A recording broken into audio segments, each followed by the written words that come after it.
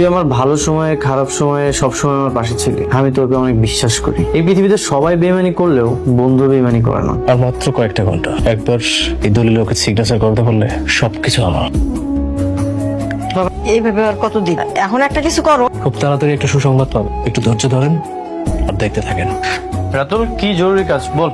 না, ওই power of অ্যাটর্নির কাগজপত্রগুলো সব রেডি করছিলাম। তোর সিগনেচার লাগবে, কারণ অনেক কাজ তো আটকে আছে। সবকিছু রেডি করেছিস? ঠিক আছে, আমি সিগনেচার করে দিচ্ছি। আর কোথায় সিগনেচার করতে হবে? একবার পড়েও দেখলি না অনেক কি লেখা আছে? একবার তো পড়ে দেখা উচিত ছিল। তুই আমার সবচেয়ে কাছের বন্ধু, আমি তোকে চোখ বন্ধ করে বিশ্বাস করি। এগুলো আমার পড়ার কোনো দরকার নেই। নে, সবকিছু কমপ্লিট করে দিয়েছি।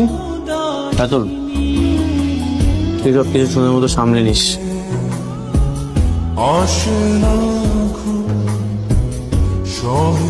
তোমাদের এত বড় সাহস, তোমরা আমার বাসায় এসেছো? তোমাদের মতো বেঈমান অমানুষদের আমার বাসায় কোনো জায়গা নেই। এক্ষুনি আমার বাসা থেকে বের হয়ে যাও, এক্ষুনি আমার বাসা থেকে বের হয়ে যাও। কেন আসছো তোমরা? তোমরা আমার সন্তানের খুনি। কে আসতে বলেছে তোমাদেরকে? আমি আসতে বলছি। রাতুল, তুই? হ্যাঁ, আমি ওদেরকে আসতে বলেছি।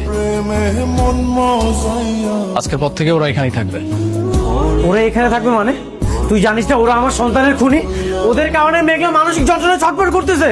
আরে হ্যাঁ হ্যাঁ, জানি জানি, তোর সবকিছু আমি জানি, কিন্তু তুই অনেক কিছু জানিস না বললু। মানে? এই নে ধর, দেখ এই কাগজটাতে কি লেখা আছে, পড়। কি লেখা আছে? ওইখানে লেখা আছে, আমি মোহাম্মদ আব্দুল্লাহ অনিক, আমি আমার সকল সম্পত্তি আমার বন্ধু রাতুল রাজের নামে লিখে দিচ্ছি। আজকের পর থেকে আমার বাড়ি গাড়ি সকল অফিস সহ সকল সম্পত্তি আমার বন্ধু রাতুল ভোগ করবে। এসব মিথ্যা নকল কিছু আমার কাছে কোনো ভ্যালু নেই। জামাই বাবুজি, সব তো শেষ। কিচ্ছু শেষ হয়নি। তোর সিগনেচার করা অরিজিনাল কাগজটা যথাস্থানে রাখা আছে। তোর যত কাপড় চোপড় আছে, যা যা আছে, তুই সবকিছু নিয়ে এখান থেকে বের হয়ে যাবে।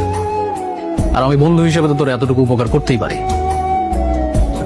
রাতুল, আমি তোকে আমার বন্ধু ভেবেছিলাম, তুই আমার খারাপ সময় দুর্বলতার সুযোগ নিয়ে এত বড় বিশ্বাসঘাতকতা করলি। বন্ধু, আমি তো চেয়েছিলাম যে শান্তার সাথে তোর বিয়েটা দিয়ে তোর সব সম্পত্তি দখল করে নিব, কিন্তু সেই প্ল্যানটা তোর সাকসেস হলো না। তাই বন্ধু হয়ে বন্ধুর সাথে একটু বেইমানি করতেই হলো। এই দিনটার অপেক্ষায় আমি করছিলাম রে। আজকে তুই দেখ, তুই একটা ভিখারি হয়ে গেছিস। জামাই বাবাজি, ওর সাথে এত কথা বলা দরকার কি? বলছিলাম না তোমারে, ঘরটা ধাক্কা দিয়ে বাইর করে দাও। এই রহিম, এদিকে আসো। ওদেরকে ডেকে আর কোনো লাভ নেই, ওরা তোর কথা শুনবে না, ওরা এখন আমার কথা শুনবে। তোর যেটা বলছিস সেটা কর। আজকের এই বেইমানির প্রতিদান তোকে একদিন পেতেই হবে। সবাই কিন্তু জাদুকর, আজকে তোর, কালকে আমার। ঠিক আছে, যা, দেখা যাবে।